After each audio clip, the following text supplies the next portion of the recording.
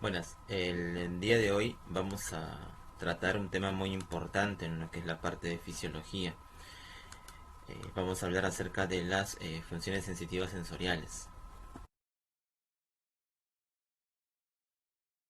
Eh, Como introducción, los receptores sensoriales se definen, ¿no?, como aquellas estructuras diferenciadas para poder captar todos aquellos cambios, ¿no?, físicos y físico-químicos que van a ocurrir en el interior de cualquier organismo, ¿no?, y en su medio externo.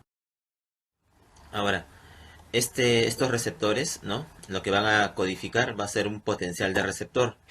Entonces, se va a llevar a cabo de manera general la transducción de esta señal sensorial, ¿no? ¿Cómo se va a llevar a cabo? Este estímulo, ¿ya?, va a interaccionar o va a ser captado por el receptor.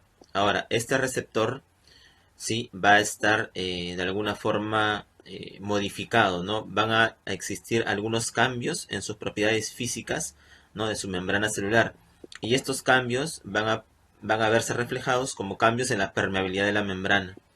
Entonces va a ocurrir lo que se denomina una difusión de iones, y estos, ¿no?, lo que van a causar son alteraciones en el potencial de membrana y van a desencadenar en lo que se denomina el potencial de receptor. La transducción sensorial va a depender del receptor en este caso, ¿no? Y tenemos dos tipos de receptores a grandes rasgos: receptores ionotrópicos y receptores metabotrópicos. ¿Por qué se llaman ionotrópicos? Se denominan así porque van a permitir el paso de un ion, ¿ya? De ahí viene su nombre, ion, ionotrópico. En cambio, el metabotrópico está relacionado el mecanismo de transducción a algunas proteínas, como por ejemplo las proteínas G, ¿no?, que van a tener mecanismos distintos de transducción de la señal mediante segundos mensajeros, ¿no?, como AMP cíclico, GMP cíclico. Ahora, ¿a qué denominamos potencial de receptor, ¿no? Si acá se dan cuenta en la gráfica tenemos dos tipos, ¿no?, para recordar. El que está a su derecha, ¿no?, en las líneas moradas, sí, vendría a ser un potencial de acción, ¿sí? Pero el que ven en líneas puntiagudas, perdón, en líneas punteadas verdes, vendría a ser lo que se denomina el potencial de receptor. Si se dan cuenta, los potenciales de receptor pueden ser subumbrales, ¿sí? O también pueden estar por encima de lo que es el nivel.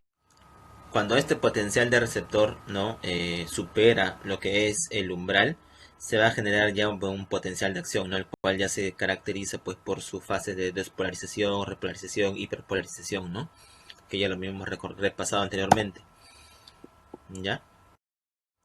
Ahora, las modalidades sensoriales, tenemos varias, ¿no?, ya que cada estímulo va a poder ser captado por un determinado receptor, ¿no? Por ejemplo, la luz, ¿no? Esta va a poder ser captada solamente por quién, por los fotorreceptores. Por ejemplo, la sensación del dolor, ¿no? Esta va a ser captado, ¿no?, por los nociceptores. Igualmente, es el sonido, ¿no? El sonido va a poder ser captado por un tipo especial de receptor, ¿no?, que van a ser en este caso, los que tengan relación a cilios, ¿no? Por ejemplo, las células ciliadas internas, ¿no?, las células eh, ciliadas que están también relacionadas con los receptores vestibulares, ¿ya? Entonces, cada uno va a tener un tipo de modalidad sensorial. Ahora, ¿cómo se van a clasificar? Vamos a tener, por ejemplo, relacionados con lo que es la visión, la audición, ¿no?, el sistema vestibular, el somato sensitivo, somato sensorial, que tenemos varios, ¿no? Ahí están el tacto, propriocepción, dolor, ¿no? Los receptores asociados también a lo que es el calor, ¿no?, el frío. Tenemos también los quimiorreceptores, ¿no?, que ahí están el gusto y el olfato, ¿ya? Y eso vamos a ir detallándolos. Ahora, los receptores de la sensibilidad somática. Ahí tenemos, por ejemplo, de varios tipos, ¿no? Los que se denominan las terminaciones nerviosas libres. No se olviden, terminaciones nerviosas libres están relacionados con lo que es la sensibilidad dolorosa. Y luego tenemos los que están encapsulados, ¿no? Como por ejemplo ahí están el bulbo de Krauss, ¿no? Está el corpúsculo de Pacini, el corpúsculo de Meissner, los corpúsculos de Ruffini, ¿ya? y también algunos relacionados a los que son la propiocepción. Ahí estamos dos, ya nunca se olviden, el órgano tendinoso de Golgi y el uso. Ahora, los receptores táctiles en general vamos a tenerlos ahí, ¿no? Por ejemplo, es un corte de piel del el pulpejo de dedo, ¿ya? Ahí podemos observar que hay terminaciones nerviosas libres, ¿no? Que son las que van a captar dolor. Tenemos corpúsculos de Meissner, de Merkel, Pacini y Ruffini, ¿no? En general. Ahora, también hay diferencias, ¿no? Ya sea en la piel con pelo y en la piel sin pelo. Porque van a haber ciertas diferencias, ¿no? Ya que cuando existe el pelo, este va a ir asociado a un receptor de folículo piloso, ¿no? Igualmente también ahí vamos a ver que van a predominar los receptores de Merkel, ¿ya? Y también los de Ruffini, ¿no? A diferencia, por ejemplo, de la piel sin pelo, ¿no? Donde vamos a ver que van a predominar los corpúsculos de Meissner, los corpúsculos de Pacini, ¿ya? Que son de adaptación más. Ahora, miren cómo es una neurona sensitiva. Las neuronas sensitivas en general van a ser, según la clasificación, pseudo unipolares, ¿ya? Entonces vamos a ver que tienen un cuerpo celular, ¿sí? Y van a tener un terminal que va a ser donde está el receptor, ¿ya? Y ahí, por ejemplo, tenemos las terminaciones nerviosas libres, un corpúsculo de Pacini y una célula ciliada, ¿ya? Ahora, en el más representativo en este caso, ¿no? Como objeto de estudio el corpúsculo de Pacini, ¿no? Si se dan cuenta, este es el receptor, que está en la piel, ¿no? En la parte profunda de la piel. Y aquí están, en este caso ya la transmisión, ¿no? Cómo se da en el axón, ¿ya? Y cómo va a transmitirse pues el impulso para poder llegar hacia lo que es la médula. Acuérdense que la información sensitiva llegan por las astas posteriores, ¿ya? Por las astas posteriores. Ahora, el potencial de acción, ¿no? ¿Cómo se va a ir formando? Acuérdate que estos receptores son mecánicos, ¿sí? Entonces, es un estímulo mecánico, ¿no? Como por ejemplo aquí, la presión. Este estímulo lo que va a generar es una deformación de la membrana del receptor. Aquí, ¿ya? Estos han hecho un zoom acá, miren. En esta membranita va a haber una deformidad. Esa deformidad mecánica lo que va a hacer es aperturar canales mecánicos de ion. ¿De qué ion? El sodio. Acuérdate que el sodio siempre despolariza las membranas. Entonces aquí se va a formar el potencial receptor. Si ese potencial de receptor supera el umbral, se genera potencial de acción que se va a transmitir de nódulo de Rambier a nódulo de Rambier.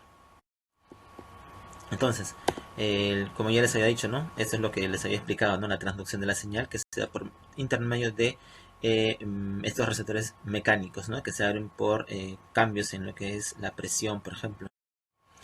Ahora, estos receptores también tienen campos receptivos, ¿no? Por ejemplo, hay una determinada área de la piel, ¿no? Como por ejemplo acá en lila, que va a poder ser, digamos, inervada, ¿no? O va a ser captada la información, ¿no? Por un receptor.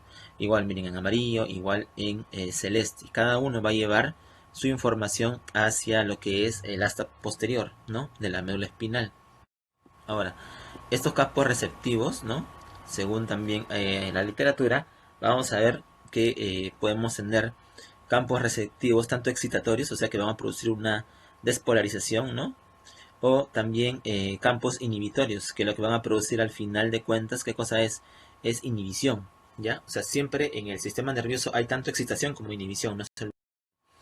Entonces se produce lo que es el fenómeno de codificación sensorial. Ahora, tenemos distintas modalidades, ¿no? La modalidad en ese caso, ¿qué cosa va a ser?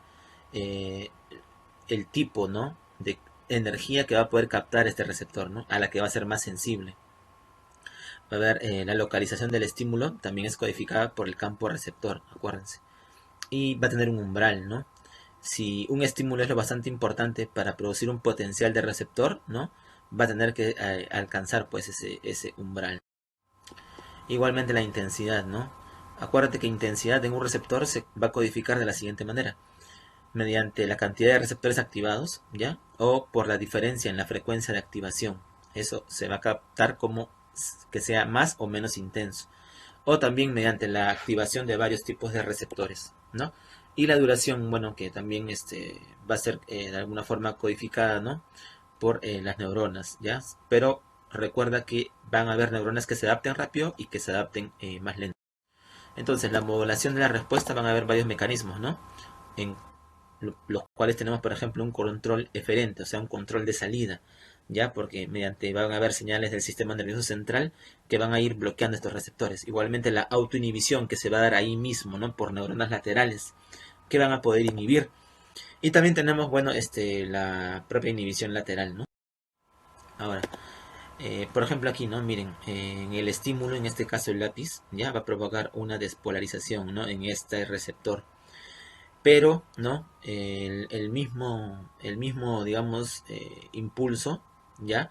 También va a poder, de alguna forma, estar interrelacionado con estas interneuronas. Y generalmente las interneuronas van a cumplir una función inhibitoria, ¿ya? Se nos olvida. Ahora, estos receptores, según la adaptación, vamos a tener receptores tónicos. Tónicos quiere decir que van a ser de baja adaptación, ¿no? O de adaptación más lenta. Y los fásicos de adaptación más rápida. Esto se resume en la siguiente imagen, ¿no? Miren, aquí tenemos dos estímulos, ¿ya? Que permanecen en dos tipos de receptores, ¿ya?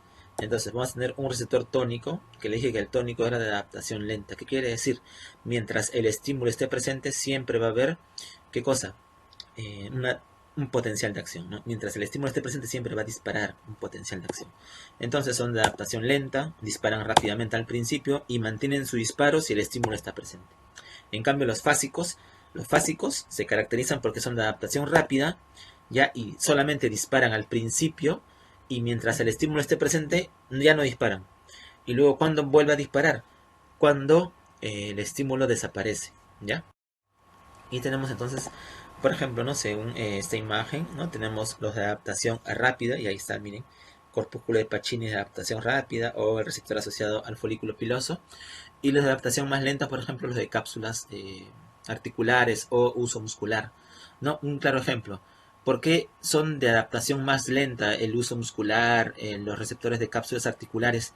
Porque ellos siempre tienen que mandar información al sistema nervioso. Si no, imagínate, no podrías correr, no podrías caminar, si ellos en algún momento dejan de mandar la información.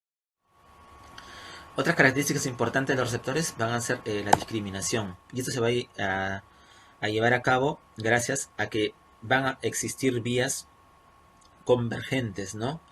Y también vamos a ver que depende del campo receptivo, ¿no? Por ejemplo, donde tenemos los campos receptivos más pequeños en los pulpejos de los dedos, y donde los campos receptivos son más amplios conforme te vas alejando hacia el brazo.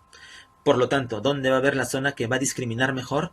La zona de mayor discriminación siempre va a ser lo más cercano a los pulpejos de los dedos, ¿ya? Y eso se da con la discriminación de dos puntos, ¿no? Colocas, como dice en la figura, una separación por ejemplo, de dos centímetros, de 1 centímetro, ¿no? En el pulpejo de los dedos se va a sentir como dos estímulos, pero esa misma separación, ¿no? De esas dos puntas se coloca sobre el brazo, el antebrazo, y no, se va a percibir como uno, ¿ya? Ya que el campo receptivo es más grande. Entonces, esos dos estímulos van a caer en un mismo campo receptivo, ¿no? A diferencia que en el pulpejo de...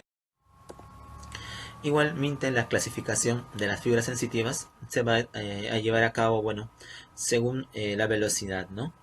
En este caso, las más veloces siempre van a ser las alfa y beta, ¿no? Por eso que aquí, de acuerdo a su grado de mielinización, tenemos las mielínicas y las no mielinizadas. Las mielínicas se van a denominar de acuerdo a la fibra, ¿no? Por ejemplo, fibras alfa, fibras beta, fibras delta, ¿no? En cambio, las no mielinizadas son las fibras tipo C, que son las más lentas, ¿no? Las más rápidas, su velocidad, ¿no? 120 metros por segundo, la más lenta, 0.5 metros por segundo. Y ahí tenemos, bueno, cada tipo de receptor en general asociado a su tipo de fibra. Solo por tomar un ejemplo, miren, los más rápidos, corpúsculo de Meissner, corpúsculo de Merkel. Los más lentos vendrían a ser los de tipo C, mira. ¿Quiénes son ahí? Los receptores del dolor, ¿no? ¿Y quiénes están ahí? Los térmicos, ¿ya? Sobre todo el frío, los polimodales, ¿no? Los receptores de calor, ¿ya? Ellos son los más lentos, ¿no? Transmiten la información más lenta. Entonces hablemos de sensibilidad sobre, ¿no? Entonces, ya con ese pequeño preámbulo va a ser más rápido esto, ¿no? Y vamos a poder entenderlo mejor. Tenemos los mecanorreceptores, ¿ya? Tenemos aquellos que van a captar, ¿no? La información del tacto, ¿ya? Son en este caso, la estimulación de estos receptores táctiles, ¿no? Tanto en la piel, ¿no? Que se encuentran, ¿no? Y tenemos los de presión, que ellos van a captar la deformación del tejido, ¿ya? Esos son más profundos. y los de vibración que también son más profundos, ¿ya? Y ellos van a captar, en este caso, la repetición en frecuencias, ¿no? Entonces por ahí tenemos, nunca se olviden la distribución de estos mecanorreceptores. Tenemos dos que están bien superficiales, ¿ya? Y dos bien profundos. Tenemos los más superficiales que son Meissner y Merkel, y los más profundos Ruffini y Pacini. Y en los más superficiales y en los más profundos tenemos también tónicos y fásicos. Meissner es un receptor fásico y Merkel es un receptor tónico. En cambio, Ruffini y Pacini es un receptor fásico, ¿no? De adaptación fásica, y el otro es de adaptación lenta, Ruffini, ¿ya? Y ahí está, ¿no? Lo que les acabo de mencionar hace un momento. Igualmente también, no olvidarse eso, ¿ya? Ahí está. Bueno, tenemos también estos mecanorreceptores, bueno, va a ver de acuerdo también a su localización, ¿no? Solo para recordarles que Merkel está más asociado donde está la piel con pelo, ¿no? En cambio, en la piel sin pelo están Pacini, ¿no? Meissner. Y ahí está lo que les decía, ¿no? Ahora, en cuanto al tacto en sí, ¿no? Es un sentido cutáneo, ¿no? En este caso el estímulo va a depender, ¿no? Ya sea un estímulo táctil, en este caso también va a responder a la presión, ¿no? A la deformación de la piel. Entonces va a existir también lo que se denomina la densidad de los receptores, ¿no? Por ejemplo, en la palma de la mano tenemos más o menos 10 por cada centímetro cuadrado. En el dedo índice 20, mira, ¿ves? Conforme te acerques al dedo es mayor. Pero eso es en la mano. Pero en general, en la punta de la lengua va a tener la mayor concentración de receptores táctiles por centímetro cuadrado, ¿ya? Y en la espalda casi nada. Y eso es más o menos lo que quiere decir este gráfico, ¿no? La agudeza táctil, por ejemplo, ¿no? En la mano va a ser más alta, pues, ¿no? ¿En dónde? En el pulpejo de los dedos, ¿no? En la yema de los dedos. Ahora, los receptores, ¿no? En este caso, la sensibilidad táctil, bueno, ya tenemos que existen tanto Meissner, Merkel, que son los táctiles, pero también van a existir los que se llaman las terminaciones nerviosas libres. La vamos a ver en un apartado que van a estar relacionados con lo que son la transmisión del dolor. Igualmente también pues los que ya habíamos definido, ¿no? En algún momento. Y cada uno de estos, miren si se dan cuenta, conforme nos acercamos a los pulpejos tenemos mayor cantidad de receptores, tanto mecanorreceptores de adaptación rápida como de adaptación lenta. Y por ejemplo, conforme nos alejamos, ya los campos receptores aumentan, ¿no? Como aquí, por ejemplo, ¿no? Miren, un campo receptor más grande, a diferencia de aquí. La sensibilidad dolorosa. El dolor, ¿no? Según la asociación, ¿no? de estudio del dolor, la Asociación Internacional, el dolor se define como una experiencia sensorial y emocional que es desagradable, ¿no? Y va a ser asociada a un daño real o potencial del tejido. Entonces se va a describir en términos de daño. La clasificación ya tenemos de dos tipos. El nociceptivo. ¿A qué se refiere el nociceptivo? A que el daño se produce en un tejido no neural, ¿ya? Y esto va a activar, pues, los nociceptores. Generalmente eso puede observarse en el dolor postoperatorio, en el dolor articular, ¿no? Y estos se responden bien a opioides y a AINES. Y tenemos el tipo neuropático, ¿no? El neuropático ya sí se produce cuando hay lesión de la vía somatosensitiva. En cualquier lugar de su trayecto, ¿no? Ya sea periférico o central. Y estos van a responder a antipilépticos, ¿sí? A antidepresivos. Por eso que identificar el tipo de dolor va a ser esencial para poder dar un adecuado tratamiento. Los tipos en general, ¿no? Tenemos el primer dolor o segundo dolor, o también llamado el dolor agudo, el dolor crónico. ¿Sí? Y eso va a depender de qué, ya que el dolor lo puede transmitir tanto una fibra mielinizada o poco mielinizada y una fibra no mielinizada, ¿no? Esta fibra poco mielinizada son las A delta, ¿no? Y las no mielinizadas son las fibras C. Entonces, el dolor rápido, ¿no? Lo transmite las A delta y el lento las fibras.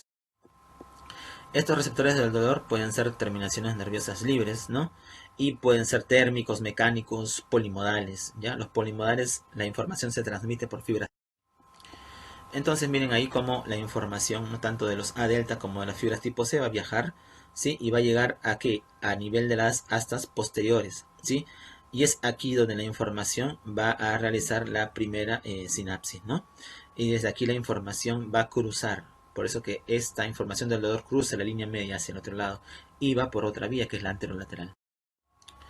Ahora, si se dan cuenta, mira, la sensibilidad de una parte de la piel va a entrar por el asta posterior, pero miren, también la sensibilidad visceral también llega. Entonces, es por eso que se produce el dolor referido. Un claro ejemplo es cuando el paciente está con, por ejemplo, un infarto, un IMA, ¿no? Un síndrome coronario agudo. ¿Qué es lo que sucede? El dolor, ¿no? En este caso del miocardio, se va a reflejar con un dolor en lo que es el brazo izquierdo en el paciente, ¿no? Como está aquí, miren, en el brazo izquierdo, ¿no? O la región precordial, ¿ya? En la región precordial o a la mandíbula, porque las fibras que inervan esa piel también pues van a estar relacionadas con las fibras que vienen del corazón, ¿no? Entonces la transducción de la señal del dolor es bien compleja. Miren este cuadro, miren cuántos receptores tiene. Y ahí tenemos, por ejemplo, los receptores de la familia, ¿no? De los TRP, ¿no? ¿Sí? Ahí también están, por ejemplo, proteínas, receptores asociados a proteínas G. También tenemos canales, ¿no? Y así, cada uno de ellos va a poder captar un determinado, ¿no? Tipo de sustancia, ¿no? Entonces, la traducción de la señal, ¿no? Por ejemplo, aquí vemos los receptores que van a ser asociados a lo que es la información térmica, ¿no? Por ejemplo, ¿se han dado cuenta por qué el mentol te da una sensación de frío? ¿O por qué, por ejemplo, el ají te da una sensación de calor? Porque esas sustancias van a estimular receptores que van a digamos, transducir y van a reflejar lo que es tanto frío como la vía del dolor, ¿no? El dolor en sí es, como ya les había dicho, la información llega a las astas posteriores y cruza la línea media y asciende, ¿sí? Esta vía se llama la vía anterolateral y esta información, ¿no? Va a ser la siguiente sinapsis, ¿no? Por ejemplo, a nivel de los tálamos. Y de los tálamos llega a la corteza somatosensitiva, ¿no? Esta, por ejemplo, es la vía espinotalámica, ¿no? Porque llega al tálamo. Pero también tengo una vía espinoreticular. ¿Por qué? Porque sinapsis se va a llevar a cabo en lo que son los núcleos reticulares, ¿ya? Y desde ahí va a llegar, pues, la información nuevamente hacia la corteza. Igual también tenemos la espinomesencefálica, ¿no? Esta vía es muy importante cuando hablemos acerca de los mecanismos de supresión del dolor, ¿ya? Más adelante. Entonces, el sistema opioide endógeno, ¿no? Así como tenemos mecanismos que captan el dolor, también tenemos mecanismos que suprimen el dolor. Y para eso, el sistema nervioso se vale del sistema opioide endógeno. Dentro de este sistema tengo los péptidos, ¿no? Estos péptidos, por ejemplo, tenemos la proencefalina, la prodinorfina, ¿ya? El POMC, ¿no? Del POMC van a derivar las endorfinas, ¿sí? Y estas van a ser las que van a poder suprimir el dolor mediante su interacción con sus receptores, ¿no? Que pueden ser mu, kappa y delta. Entonces aquí en esta lámina, miren, tenemos esta que está aquí resaltada, ¿no? Con el puntero, es la sustancia gris periacueductal. Ya, esta sustancia gris periacueductal contiene neuronas encefalinérgicas. Entonces, estas neuronas encefalinérgicas se van a ver estimuladas, ¿ya? Por neuronas que vienen desde arriba, ¿no? Desde la corteza, desde las regiones periventriculares. Y estas neuronas, como su nombre dice, encefalinérgicas, producen encefalina y van a activar pues núcleos que se encuentran a nivel del RAFE, ¿no? Y de aquí se desprenden neuronas serotoninérgicas, ¿hacia dónde? Hacia la médula. Y miren, aquí está la neurona que transmite el dolor. Hace su primera sinapsis, ¿no? En el asta posterior, y es aquí donde se produce el bloqueo del dolor, porque esta interneurona es encefalinérgica, ¿no? Y va a producir el bloqueo de la vía del dolor. En la vía del dolor, pues, los receptores van a estar asociados a lo que son las moléculas de glutamato, ¿no? O la sustancia P, son los transmisores, ¿ya? De la vía del dolor, glutamato, sustancia P, no se olviden. Y esta lámina, más que todo, para que vean un tipo de reflejo que se da por la estimulación de un receptor nociceptivo. Ese reflejo tan común, ¿no? Que alguna vez ustedes habrán podido observar, ¿no? Por ejemplo, cuando se queman, cuando se hincan, ¿qué es lo que hacen o qué acto se produce? El acto reflejo, ¿no? Así, sin pensarlo, retiran el dedo. Y eso es porque se estimula un receptor nociceptivo. Ojo, el reflejo de retirada es por la estimulación de un receptor nociceptivo, ¿no? Vamos a hablar un poco de la sensibilidad proprioceptiva. aquí tenemos los propios receptores, ¿no? Que generalmente captan cambios en la postura y movimiento, ¿no? Algunos responden al estiramiento, otros a la tensión, ¿no? Y se localizan pues en el músculo, tendones, en los ligamentos, ¿no? En tejido conectivo que recubre los huesos. Ellos, acuérdate que son siempre de adaptación tónica porque siempre tienen que informar al sistema nervioso central. Entonces tenemos ahí algunos aparatos receptores, ¿no? Vamos a tener las terminaciones de Ruffini, corpúsculos de Pacini también aquí, los usos musculares, ¿no? Los receptores tendinosos de Golgi y también algunos que pueden captar información de tipo la vibración, ¿no? La vibración puede ser captada tanto por Meissner como por Pacini, no se olviden. Y aquí, por ejemplo, ¿no? Tenemos aquí a nivel de las cápsulas articulares, ¿no? Tenemos si están asociadas al tendón, los órganos tendinosos de Golgi, ¿no? O también podemos obtener terminaciones de Ruffini, ¿ya? Algunos corpúsculos de Pacini, ¿no? También hay en la profundidad, ¿no? Que van a captar sobre todo presión, ¿ya? Hablemos del uso muscular, ¿no? El uso muscular se va a encontrar sobre todo dentro de la fibra muscular, en un tipo de fibra. El músculo tiene dos fibras, fibras extrafusales y fibras intrafusales. Las extrafusales son las que se encargan del movimiento y las intrafusales, ahí va a estar el uso muscular. Entonces el uso muscular va a responder a qué cosa? A la elongación, ¿ya? Fibra muscular. Entonces este uso muscular podemos encontrarlo de las siguientes formas. Pues pueden estar en bolsa nuclear o en cadena nuclear, ¿ya? Y estos van a recibir, estas fibras intrafusales reciben la inervación de las motoneuronas gamma, ¿ya? Porque las fibras extrafusales las inervan las motoneuronas alfa, no se olviden. Entonces el mecanismo de transducción de la señal, bueno, como todo mecanorreceptor, se va a deformar. La deformación, la presión, la elongación, lo que hace es aperturar estos canales, ¿no? De iones que se encuentran en la membrana. Así se produce el fenómeno de despolarización y formación del potencial. ¿Y a qué responde el uso muscular? A la elongación. No se olviden de eso, ya responde a la estiramiento o elongación. Y estos van a mediar un reflejo que es el reflejo miotático, ¿no? Como está ahí. Esto es la base del examen físico, ¿no? Dentro del examen físico hay un apartado para reflejos. Entonces, ¿qué hacemos cuando percutimos con el martillo? Lo que hacemos es estimular al uso muscular y por eso se genera un reflejo, ¿ya? El reflejo miotático. Y el órgano tendinoso de Golgi, miren ahí, está en el tendón. ¿Y a qué responde? A la tensión. Es por eso que cuando tú cargas un objeto que es demasiado pesado, lo sueltas. ¿No te has percatado? Capta algo que es demasiado pesado y lo sueltas. ¿Por qué? Porque la tensión, ¿no? Genera un feedback negativo y hace que se relaje las fibras musculares, ¿no? Que van a favor del movimiento.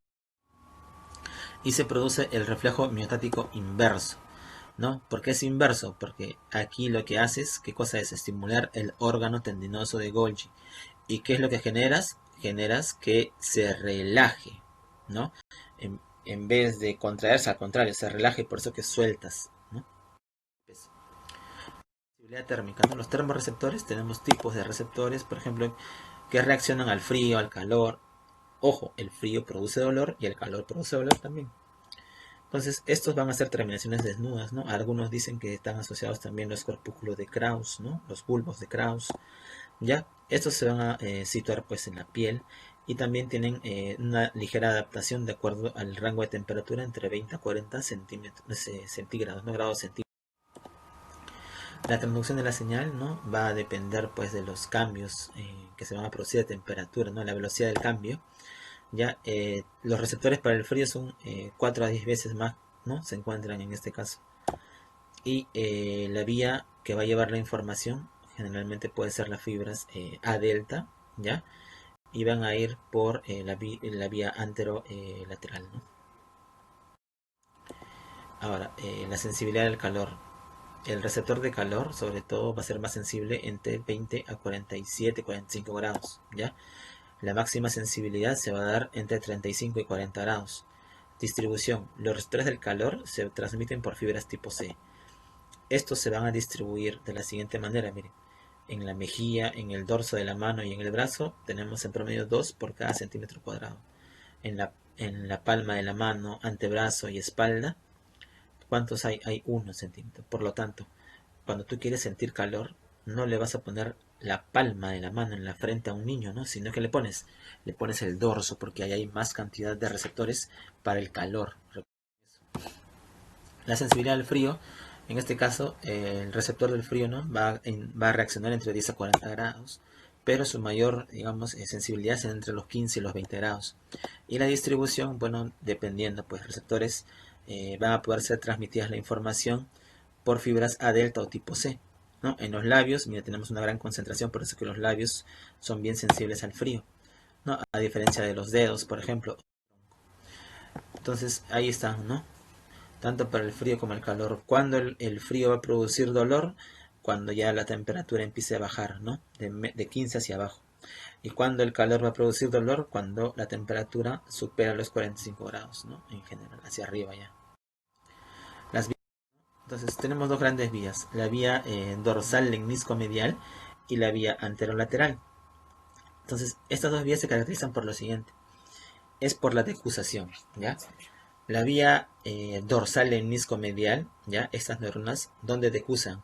Decusa a nivel de los núcleos gracílico cuneiforme, en el bulbo raquídeo. En cambio, la vía anterolateral decusa en la médula espinal. Y el resto es igualito, llegan al tálamo, del tálamo a la corteza, ¿no? Llegan al tálamo, del tálamo a la corteza. Y aquí pueden ver, por ejemplo, ¿no? Miren, esta que cruza en la médula, ¿quién será? La vía anterolateral. Ahí están las terminaciones nerviosas libres que llevan la información de dolor. Por ejemplo, aquí tenemos también algunos que captan la información, por ejemplo, térmica, ¿no? En cambio, quienes van por la vía dorsal lemnisco-medial, por ejemplo, corpúsculos de Pacini, ¿no? Que captan presión, vibración, y el uso muscular, por ejemplo, ¿no? También viaja por ahí. Entonces tenemos las dos vías, ¿no? La primera, dorsal lemnisco-medial, tiene algunas características, es bien rápida, ¿no? Porque por ahí van fibras mielinizadas, ¿ya? Esta tiene una orientación espacial, ¿no? Es bien alta su orientación, la información se transmite así, bien fidedigna. Y bueno, ellos van a responder a cambios finos, ¿no? La intensidad de qué, del tacto, sensaciones sinestésicas, también de presión, ¿no?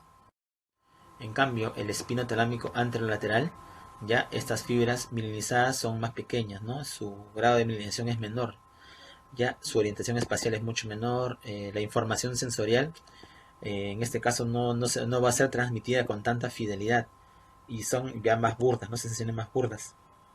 Su localización también es menos exacta, ¿no? ¿Y qué se transmite por ahí? Frío, calor, dolor, el cosquilleo, la comezón, las sensaciones sexuales se van a transmitir por la vía espinotalámica anterior. Las vías somatosensitivas entonces, en síntesis, ¿no? Ya lo habíamos observado, bien sencillas. Y luego tenemos la corteza somatosensitiva, ¿no? La corteza somatosensitiva, en este caso, van a ser, si acá tenemos la cisura de Rolando, ¿no? La sensibilidad va a ser hacia atrás, o sea, tenemos ahí dos áreas, ¿no? Área somatosensitiva primaria, ¿no? La secundaria y la asociativa, ¿no? Aquí, por ejemplo, ¿no? El área somatosensitiva primaria, ¿ya? 3, 1, 2, esas áreas de Brodmann, las áreas 3, 1, 2. Y la área somatosensitiva secundaria, ¿ya? Que está más que todo relacionado ya asociativa, ¿no? Y el homúnculo, recuerda el homúnculo, ¿no? ¿Por qué crees que el homúnculo tiene la mano tan grande, los labios tan grandes, la lengua tan grande? Porque así como tenemos zonas donde hay mayor cantidad de receptores, ¿no? Por tener mayor cantidad de receptores también tienen mayor área de cerebro, mayor área, ¿sí? Entonces por eso que se dibuja de esa manera, ¿no? Entonces hasta ahí sensibilidad. Hablamos de, ¿no? Una pequeña, ¿no? Remembranza del libro Besant Taylor dice: en el mismo instante que ese sorbo de té mezclado con sabor a pastel tocó mi paladar, el recuerdo se hizo presente. Miren, ¿eh? Un recuerdo que fue estimulado en este caso por un sabor, ¿no? Era el mismo sabor de aquella magdalena que mi tía me daba todos los sábados por la mañana. Tan pronto como reconocí el sabor, miren, apareció, ¿no? Recuerdos, ¿no? La casa gris, su fachada. Entonces, en pocas palabras, miren la relación que tiene un olor con un recuerdo, ¿sí? Y con una reacción, ¿no? Una emoción, ¿ya? Los receptores gustativos, ¿no? Son quimioreceptores, no se olviden. Estos responden a las sustancias que se van a disolver pues en la saliva, en la boca, ¿no? Estos receptores se van a encontrar en botones gustativos, ¿no? Estos van a estar formados, ¿no? Por 50 células epiteliales y esas donde van a estar estos botones gustativos.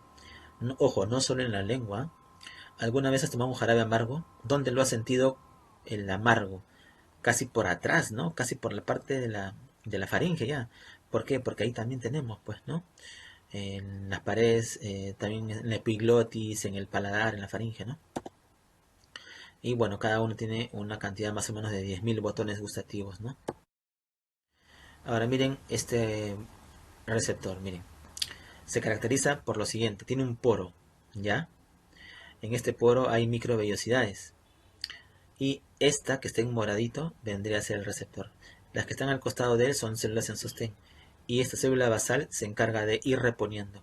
¿Alguna vez te has quemado la lengua? Ya.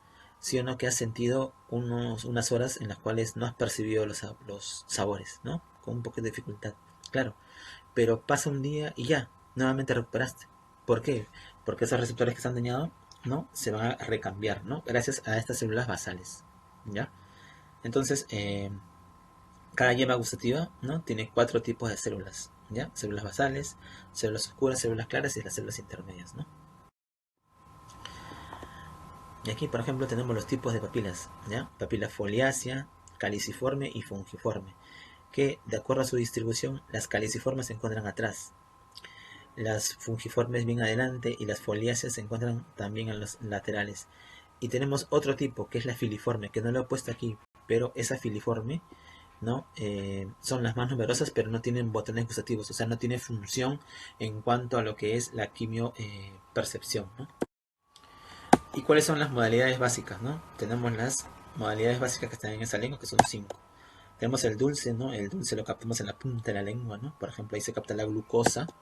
Tenemos el umami. El umami está relacionado con el glutamato monosódico, o sea, el Ajinomoto. Y también lo captamos en la parte de adelante o en la parte un poquito más posterior donde está el puntero. Tenemos el salado, ¿no? Que está también casi en los laterales, ¿ya? Tenemos el ácido o agrio, ¿ya? Sobre todo va a captar el protón, ¿no? A las H, al ion, ¿no? Hidrogenión. Y el amargo, que es en la parte posterior, ¿no? ¿Qué sustancias se sienten como amargo? Los venenos, ojo, los venenos. Por eso que se dice que el amargo es más que todo un sentido de protección, ¿no? Porque todos los venenos transducen como amargos, ¿ya? Y tenemos un umbral gustativo, ¿no? Ya que no todos van a responder a la misma concentración. Por ejemplo, ¿no? Miren, para poder responder al dulce, ¿no? Yo necesito una concentración umbral, miren, de 10.000 milimoles por litro. Para el salado, 2.000. Es por eso que tú puedes, por ejemplo, si en un vaso de gaseosa te ponen una gota de veneno, tú lo puedes percibir como amargo, ¿no? Porque necesitas poquísimo. En cambio, por ejemplo, tú puedes comer cuando vas al cine, ¿no? Tu cancha, ¿no? Con bastante sal y sigues comiendo, ¿no? Porque la concentración, ¿no? Es más o menos regular, pues, ¿no? Antes que se produzca, bueno, el sobrepase ese umbral, ¿no? Transducción de la señal, ¿no? Entonces necesito que la sustancia se disuelva en la saliva, ¿no? Y así va a llegar al poro. Y esta va a reaccionar con receptores de membrana, que son proteínas, ¿no? Algunas asociadas a proteína G como la glucina, ¿ya? Y otros asociados a canales iónicos. Entonces lo vamos a ir viendo mejor en un... Ahí está, ¿no? Del dulce, miren el dulce, por ejemplo. ¿Cómo transduce? Está la glucosa, ¿ya? La glucosa va a ser captada por un receptor acoplado a proteína G. Esta proteína G lo que hace es activar una cascada, ¿no? De segundos mensajeros mediados por el AMP cíclico que activa proteína quinasa A y esto va a ocasionar que se cierre un canal de potasio. Como se cierra un canal de potasio, aumenta la concentración de potasio. Como aumenta un ion positivo, ¿eso qué hace? Despolariza la membrana y abre canales de calcio voltaje dependientes. Entra calcio y si entra calcio se produce la exocitosis de glutamato. En el amargo, por ejemplo, miren, tenemos varios estímulos, ¿ya? Amargo, que puede bloquear un canal de potasio, pasa lo mismo, ¿no? Si se bloquea un canal de potasio ya no sale potasio y el potasio despolariza la membrana, abre canales de calcio voltaje dependientes. Pero también tenemos el mecanismo mediado por gusducina. La gusducina es una proteína G, ya asociada a mecanismo de fosfodiesterasa, ¿ya? Entonces esta fosfodiesterasa lo que hace es disminuir el AMP cíclico, y esa disminución de AMP cíclico lo que lleva es a despolarización de la membrana, ¿no? Y otros estímulos amargos pueden estimular fosfolipasa C. La fosfolipasa C también, ¿no?, aumenta el calcio intracelular, ¿no?, mediado por el IP3, ¿ya? Entonces, al final de cuentas, yo voy a tener aumento, ¿no?, de calcio intracelular, tanto por fuera, ¿no?, como por aquel procedente del retículo sarcoplasmático. Y así se despolariza y se da la exocitosis. El umami. El umami es un poco más sencillo. ¿Por qué? Porque está relacionado al glutamato, ¿no? Glutamato monosódico. Es generalmente un canal, ¿no? Es un canal que va a permitir, pues, el ingreso tanto de iones calcio como iones sodio. Estos iones despolarizan la membrana, abre canales de calcio voltaje dependientes, ¿no? Y lo que hace, pues, es que el calcio, ¿no?, va a ir a favor de la exocitosis, ¿no?, el transmisor. Tenemos la transducción del sabor salado y agrio, ¿no?, de la siguiente manera. Miren aquí en la lámina. Ahí tenemos el estímulo salado, es porque yo capto el ion sodio, ¿no? El sodio entra. El sodio de por sí despolariza cualquier membrana. Al despolarizar, abre canales de calcio voltaje dependientes y se da la exocitosis. Pero también vamos a ver que el estímulo agrio lo que hace es bloquear un canal de potasio o también producir el ingreso del ion hidrogenión, ¿no?, el protón, ingresa. Como es positivo aquí y al bloquear yo un canal de potasio también acumulo ion positivo, eso despolariza la membrana, abre canales de calcio voltaje dependientes y se da la exocitosis. Entonces, las vías centrales del gusto, ¿ya? ¿No? Ya sabemos cuál es el neurotransmisor que se libera, pero también son 3 pares craneales los que llevan la información gustativa: el séptimo, el noveno y el décimo, ¿ya? Ellos van a dividirse, ¿no? La parte más anterior de la lengua, el séptimo; la parte más posterior, el noveno, ¿no?, y la faringe y pilotis, el décimo. Y luego llega el bulbo, ¿no?, al tálamo y a la corteza gustativa primaria, a la 43 de... Que mejor lo vemos en este gráfico, miren aquí. Ahí están, ¿no? Los 3 pares craneales llevan la información, ¿no?, a través de sus nervios hacia sus ganglios, porque acuérdate que la información sensitiva la lleva una neurona pseudounipolar, ¿no? Ahí está su cabecita. Esta información llega al núcleo del tracto solitario, ¿no?, área gustatoria, y desde aquí llega al tálamo, ¿no?, al núcleo ventroposteromedial del tálamo, y luego hacia el córtex, ya a la corteza gustativa, ¿no?, al opérculo insulofrontal. Pero también desde el núcleo del tracto solitario la información puede ir a los núcleos vulvares para el control de la salivación, ¿no? Es por eso que tú, al sentir, ¿no?, las sustancias, la glucosa o la sal, se produce salivación y secreción gástrica. También puede ir la información al hipotálamo para regular lo que es la hambre y la saciedad, y también hacia el sistema límbico, ¿no? Eso es lo que vimos en el inicio, ¿no?, en la introducción, ¿ya? Porque genera una respuesta afectiva, ¿no?, de placer. En síntesis, ¿no?, toda la vía. Hablemos del olfato. El olfato en sí, para que tengan una idea, ¿no? Miren, más o menos el, el, una gran proporción, ¿ya?, del genoma de muchos eucariotas, ¿sí?, va a estar solamente dedicada a codificar proteínas de membrana de los receptores olfatorios, o sea, una gran cantidad, ¿ya?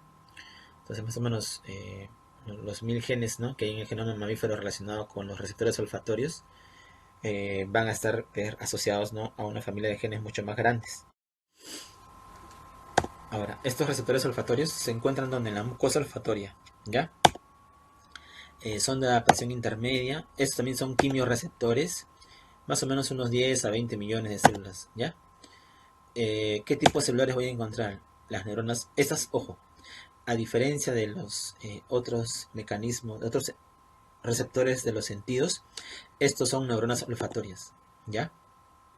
También hay células que secretan moco, ¿no? Y hay células germinales. Ojo, aquí voy a encontrar nichos de neuroblastos, ¿ya?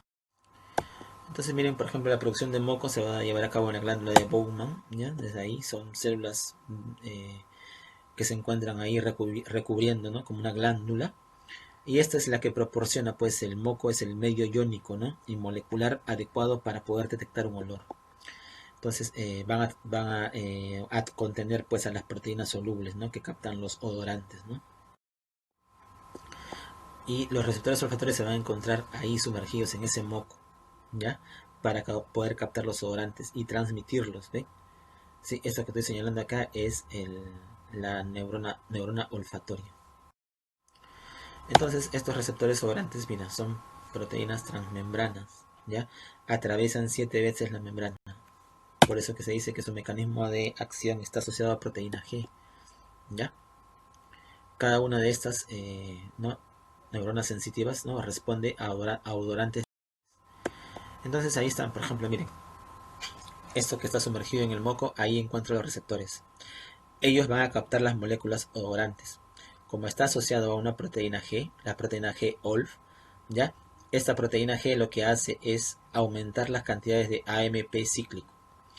Esto lo que ocasiona es la apertura de canales de sodio, de calcio, que este ingreso lo que va a hacer es despolarizar pues a la membrana, ¿ya? Y ocasionar la transmisión del impulso. Y esta transmisión de impulso se va miren, esta receptora se despolarizó por un odorante.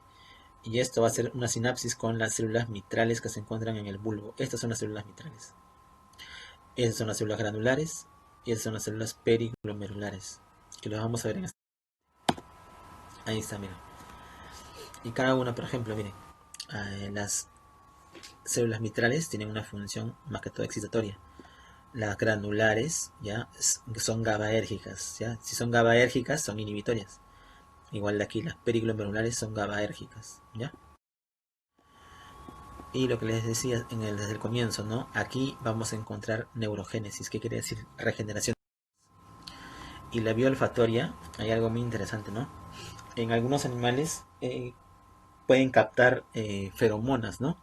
Que están disueltas en los olores, gracias a que tienen este órgano vómero nasal. Y este órgano vómero nasal en animales, ¿no? La información viaja hacia la amígdala y al hipotálamo para poder saber cuándo la hembra está en celo, ¿no? En cambio, nuestra información que baja por las células mitrales tiene varios lugares donde puede llegar la información. Pero si se dan cuenta, miren, todos estos lugares son corteza, pero no ha pasado por el tálamo. Entonces, moraleja, uno de los sentidos que la información no pasa por el tálamo es el sentido del olfato, ¿ya? En cambio, en su lugar van a áreas muy interesantes, ¿no? Como por ejemplo la corteza piriforme, la amígdala, ¿no? La corteza entorrinal. Después recién viajan, ¿no? Y algunas vías llegan al tálamo, ¿no? Para nuevamente llegar al hipotálamo y ejercer su acción. Igualmente, otras van al córtex frontal, ¿ya? Para ir hacia el área orbitofrontal. Córtex olfatorio, entonces miren, tengo los núcleos olfatorios anteriores. Estos se relacionan con la coordinación, ¿ya? Desde el córtex olfatorio contralateral. Aquí vamos a encontrar la relación con la memoria, ya transferencia de memoria de un lado al otro. El córtex piriforme ya es el que se proyecta al lóbulo frontal. Aquí se lleva a cabo la discriminación, ¿ya? La discriminación y percepción. Y tengo el tubérculo olfatorio, ¿no? Cuyas proyecciones no olfatorias van al lóbulo temporal, ¿no? Eso se va a relacionar con la parte límbica. La amígdala, pues, ¿no? Esta es la que está relacionada con las respuestas emocionales. Y tengo la corteza entorrinal transicional. Ahí está la memoria olfativa, ¿no? Es para que se den cuenta, miren. Desde aquí, como pasa, pues, hasta la estría olfatoria, ¿no? De ahí ya llega, pues, a estructuras del hipotálamo, ¿sí? Al mismo tronco, ¿sí? Para poder regular las distintas funciones. Y existen también vías aferentes, que más que todo tienen una acción depresora, ¿ya? Y estas provienen pues de 3 lugares, ¿no? Vienen de los núcleos de la rama horizontal de la banda diagonal, núcleos que vienen de la parte olfatoria, ¿no? Del núcleo anterior olfatorio y también del núcleo anterior olfatorio contralateral, ¿ya? ¿Y dónde va esa información de salida? Esa información de salida va hacia las células granulosas y periglomerulares. ¿Se acuerdan que hace rato vimos una lámina que estas células eran inhibitorias? Ya. Esa es la función que tienen, depresor. Sentido de la visión. Entonces, un poco de anatomía, ¿no? Para recordar algunas estructuras.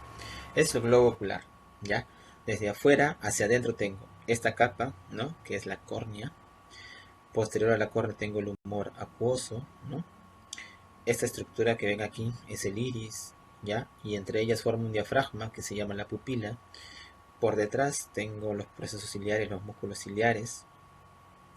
Tengo las zónulas de zinc, que son estos ligamentos que estoy señalando, que fijan al cristalino. Y por detrás del cristalino tengo el humor vítreo. Aquí voy a tener la capa esclerótica y la retina, ¿ya? Y esto que es el nervio óptico. Aquí, solamente para que vean ya más al detalle, ¿no? Esto es el iris, con sus dos tipos de fibras, sus fibras circulares y sus fibras radiales. Tengo el cristalino, ¿no? Fijado por las células de zinc, y estos son los músculos ciliares. Aquí tengo las trabéculas y el canal de Schlenk, que es donde se reabsorbe, ¿no? El humor acuoso, ¿ya? Un poco de óptica, ¿sí? Miren cómo dependiendo de la angulación de cómo la luz atraviesa un lente, por ejemplo, si es de manera perpendicular sigue su camino, pero si hay una cierta angulación ya se da un cambio, ¿no? En cuanto a el paso de la luz. Y esto es muy importante cuando hablamos de los lentes, ¿no? Porque tenemos lentes cóncavos y lentes convexos. ¿Qué diferencia hay? Que los lentes cóncavos lo que hacen es divergen los haces luminosos, los divergen. Perdón, sí, los divergen, los abren. En cambio, un lente convexo lo que hace es converger los rayos en un punto focal, ¿sí? Entonces esa es la primera importancia, ya que tienen que tenerlo claro.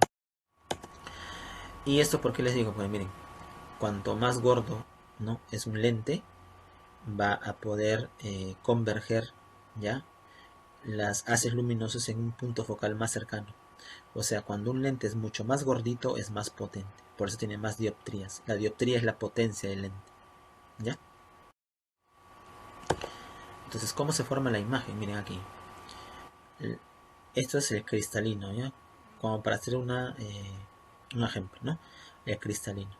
Si tú observas una imagen, en tu retina la imagen se forma así, por lo que les había mencionado, ¿no? Miren, este haz luminoso que lleva la información de esta parte de la imagen va así, y el otro también. Por eso que la imagen se forma de cabeza. Pero pregunto, ¿ustedes ven las cosas de cabeza? No, porque ¿dónde se endereza la imagen? ¿Dónde se revierte la imagen? En la corteza, no se olviden, la imagen se revierte en la corteza, es por eso que vemos tal cual. Entonces, según esto, vamos a tener lo siguiente, el hométrope.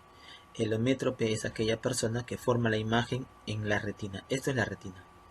Entonces, todos los haces luminosos, ¿dónde se forma la imagen? En la retina. Cuando hablamos de hipermetropía, cuando el punto, ¿no? El punto focal está por detrás de la retina. ¿Y por qué creen que el punto se ha ido tan lejos de la retina? Porque los lentes son menos potentes, ¿ya? O sea, este conjunto de lentes que tiene esta persona tiene baja potencia, por eso que el punto focal se va más allá, ¿ya? ¿Se entiende? O también, si se dan cuenta, este globo ocular es más pequeño que este, ¿no? Por eso el punto se fue más atrás. En cambio, en un miope, miren el miope todo lo contrario, miren dónde forma el punto focal, lo forma antes de la retina. ¿Y por qué lo forma antes de la retina? Porque su conjunto de lentes, ¿no? de este ojo, es muy potente. Entonces, como tiene más potencia, forma el punto focal más cerca a los lentes, ¿ya? Y otra cosa que se dan cuenta, miren este ojo del miope, este globo ocular es mucho más grande, ¿no? Esas son las dos características que tienen que tener en cuenta entre la hipermétrope y el miope. Es lo mismo, ¿no? Lo que les había mencionado. Miren cómo se forma la imagen, ¿no? Cómo se corrige la imagen, ¿no? Por ejemplo, miren, en el hipermétrope. ¿Qué les dije del hipermétrope? ¿No? El donde forma la imagen, por detrás. ¿Por qué creen que lo forma por detrás? Porque sus lentes de este hipermétrope, ¿no? Sus lentes son de baja potencia. Entonces, como son de baja potencia, ¿cómo lo ayudo? Con un lente convexo. Pues le pongo un lente convexo para darle potencia. Entonces, como ya le di un lente convexo, el punto se forma en la retina. En cambio, en el miope al contrario, sus lentes del miope son muy potentes, por eso que la imagen se forma delante. ¿Yo qué debo hacer? Bajarle esa potencia. ¿Cómo le bajo la potencia? Con lentes cóncavos. Los lentes cóncavos divergen los haces luminosos y hacen que la imagen se forme nuevamente en la retina. Entonces el ojo humano, comparado con una cámara fotográfica, bueno, tiene un sistema de lentes, tiene un diafragma que es la pupila, una placa sensible, la retina, y tiene una cámara oscura, ¿no? Entonces los sistemas de lentes que se forman son en las interfaces, ¿no? ¿Cuál es la primera interfase? Aire-córnea. La segunda es córnea-humor acuoso. La tercera es humor acuoso con cara anterior de cristalino. Y la última es cara posterior de cristalino con humor vítreo. En cada una de esas interfaces es un lente. La pupila, ¿no? La pupila va a ser el diafragma, ¿no? Que va a regular el ingreso de la luz, ¿no? Ojo, la pupila es un espacio, ¿ya? No es un órgano, nada, es un espacio, nada más, que se modifica por la contracción o relajación de los músculos ciliares. Y en esto, para que se den cuenta, miren, de todos los lentes que tenemos, ¿cuál es el más potente? Miren, sus dioptrías. ¿Quién? El cristalino, ¿ya? ¿Y por qué el cristalino? Porque el cristalino es el que va a producir o el que va a cambiar de forma. ¿Por qué? Porque yo puedo tener el cristalino flaquito, que tiene baja dioptría, o gordito, ¿no? Que es más potente. El iris, ¿no? Es una formación pigmentada en la que da el color, ¿no? A los ojos, ¿ya? Entonces tiene dos tipos de fibras.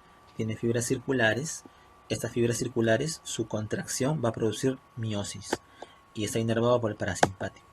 Tiene fibras radiales, ¿no? Y la contracción de las fibras radiales produce midriasis y está inervado por el. Y en esto, ¿no? Para que vean la doble inervación, ¿no? Del simpático y a través desde el mesencéfalo, ¿no? El núcleo de Edinger-Westphal, ¿ya? La vía parasimpática, ¿no? Parasimpática y simpática. Ahora, miren aquí. Este cristalino les dije, ¿no? Que cambia de forma. Cuando está delgadito y cuando está gordito. Miren, si yo tengo un punto lejano, ¿no? Más de 8 metros, el cristalino está flaquito. ¿Por qué? Para que la imagen se forme en la retina. Pero en cambio, si yo tengo un punto bien cerquita al ojo, ¿no? Un punto bien cercano al ojo, el cristalino inmediatamente, ¿qué es lo que hace? Engorda. ¿Y por qué? Para darle más potencia y formar la imagen en la retina. Así es como cambia de forma el cristalino. Y eso se da gracias a los músculos ciliares, ¿no? Porque los músculos ciliares se contraen, si se contraen, el cristalino ¡pum!, se ensancha. Ya que el cristalino es como una cápsula de goma, ¿no? Si yo lo estiro, se pone flaquito. Si no tiene tensión, ¡pum!, se engorda, se forma su estado basal, ¿no? Por eso, cuando no tiene tensión, ¡pum!, se engorda. En cambio, cuando se relajan las fibras de los músculos ciliares, ¡pum!, engorda. Para visión de cerca, para visión lejana. La retina, ¿no? Es una estructura formada por 10 capas. Ahí están los receptores. Estas capas van a tener, pues, células que lo van a conformar, ¿no? Entonces tengo los dos receptores, tengo los conos y los bastones, ¿no? En mayor cantidad tengo bastones. Y las células ganglionares, ¿no? Que están en la misma cantidad que las fibras nerviosas. Entonces, moraleja, las células ganglionares o el axón de las células ganglionares forman lo que es el nervio óptico, ¿ya? Y ahí están pues las capas de la retina, ¿no? Capa 1 que contiene melanina, la capa 2 donde están los fotorreceptores, la capa 3 que se le denomina membrana limitante externa, ya más que todo porque ahí hay uniones intercelulares, ¿no? La capa nuclear o granular externa están los núcleos de los fotorreceptores, la plexiforme externa, que es donde se encuentran sinapsis, ¿ya? Entre las fotorreceptores y las bipolares y las horizontales. La nuclear interna, ahí vamos a encontrar los núcleos de las células bipolares, ¿no? Es la siguiente célula después de las fotorreceptoras. Y la capa plexiforme interna, donde hay la conexión sináptica de las bipolares, las amacrinas y las ganglionares. La capa de células ganglionares, ¿no? Las fibras del nervio óptico, ¿no? Que son los axones de las células ganglionares, y la limitante interna, ¿no? 10 capas. Y ahí están, ¿ya? Ahí están las 10 capas de la retina, ¿no? Miren, La luz, el puntero, imagínense que el puntero es la luz. La luz tiene que atravesar todas las capas de la retina y llegar a los fotorreceptores. Ellos captan la información, la pasan a la bipolar y de la bipolar a la ganglionar y aquí se produce un potencial de acción que se transmite. Y tengo pues células de sostén, ¿no? Que son las células de Müller, pero también tengo células horizontales y células amacrinas, ¿no? Que tienen función inhibitoria. Fotorreceptores, ahí están, un típico cono, ¿ya? Y estos van a estar asociados pues a células bipolares, ¿no? Tengo conos, ¿ya? Como el naranja y tengo los bastones. Hay una diferencia entre la retina periférica y la retina central. En la periférica, mira, yo tengo varios fotorreceptores que hacen sinapsis con células bipolares, pero al final todas estas solamente hacen sinapsis con una célula ganglionar, a diferencia del centro, que es la fovea, porque la fovea se denomina el área de mayor agudeza visual porque ahí la sinapsis es 1 a 1, ¿ya? La mácula y punto ciego. No es la mácula, en este caso es esta mancha, y en el centro de la mancha yo tengo la fovea, y en la fovea es la mayor concentración de conos, ¿ya? Por eso es la mayor zona de agudeza visual. En cambio el punto ciego, ahí es donde nace el nervio óptico, ahí no hay ni cono ni bastones, por eso que se le denomina a esa región el punto ciego. Entonces aquí, para que lo vean mejor, ¿ves? Son puras fibras nada más, aquí no hay receptores, aquí no vemos. ¿Y cómo puedo darme cuenta del punto ciego? ¿No? Con un pequeño papel pongo un punto y una cruz, ¿no? A una determinada distancia. Con un solo ojo, viendo el puntito, debo ver la cruz. Si yo voy moviendo el papel, ¿no? Hacia la persona, ¿ya? Se va a desaparecer pues la cruz. El espectro electromagnético, ¿no? Miren, de todo el espectro electromagnético que va desde los rayos gamma hasta los rayos X, ¿no? Los ultravioletas, rayos infrarrojos, ¿no? Solo un espectro pequeño es visible, que va entre los 380 a 750. Entonces, en ese espectro de luz, yo voy a tener tanto la visión de los bastones, ¿no? Y de los conos, ¿ya? Los bastones tienen su pigmento, que es la rodopsina, y los conos también, que es la conopsina, ¿ya? Y miren los colores que yo voy a ver, tanto es el azul, tanto es el verde y el rojo.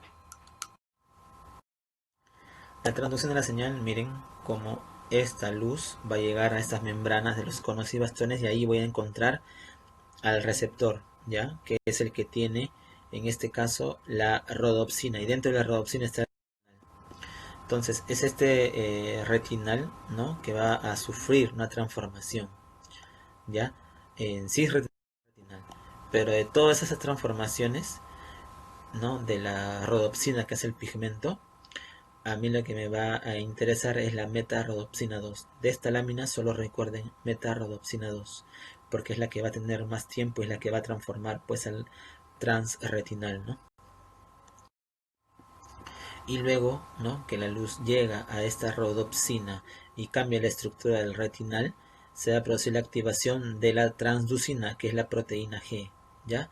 Esa transducina lo que hace es transformar, ¿no? A este GMP cíclico, ¿sí? Al sacarlo, miren, el GMP cíclico, su función normal, lo que hace es cerrar un canal para el sodio, pero al metabolizarlo por esta fosfodiesterasa, lo que hace es abrir el canal, ¿no? Ya no hay quien lo cierre, entonces se queda abierto, pues, ¿ya? Entonces miren lo que pasa, ¿no? En la oscuridad, ¿sí? En la oscuridad, estos bastones, ¿ya? Van a estar despolarizados, ¿sí? O sea, cuando hay luz, perdón, cuando hay baja cantidad de luz, se va a producir despolarización en los bastones, ¿sí? Entonces va a haber alta transmisión, ¿no? Se va a descargar glutamato, a diferencia de cuando hay luz, ¿no? Cuando hay luz, al contrario, cuando hay luz estoy hiperpolarizado, porque cuando hay luz se va a cerrar el canal, ¿sí? Entonces, canal cerrado, no entra ningún ion, pues si no entra el sodio no se despolariza, por eso que hay hiperpolarización. Entonces, en los conos y los bastones no existe, ojo, potencial de acción, solo hay potencial receptor y este se transmite, ¿no?, hacia la célula ganglionar, que es la que recién produce potencial de acción. Entonces hay una conducción electrotónica, ¿no? Ya habíamos dicho eso. La conducción electrotónica se caracteriza por lo siguiente: son potenciales regionales, ¿ya? Estos no siguen la ley del todo o nada. ¿Y cómo se van a diferenciar de un potencial de acción? Porque son fenómenos locales, no se propagan, son subumbrales, son pasivos y son sumables en tiempo y espacio. Entonces tenemos las células ganglionares, ¿no?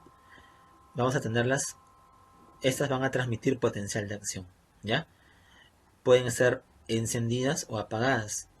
Existen una clasificación en la cual en animales se ha visto que hay de tres tipos, ¿no? PWXY, de acuerdo a si detectan movimiento, color o variaciones de la intensidad. Pero vamos a ver también que las células ganglionares también se pueden dividir de esta manera: tipo M y tipo P.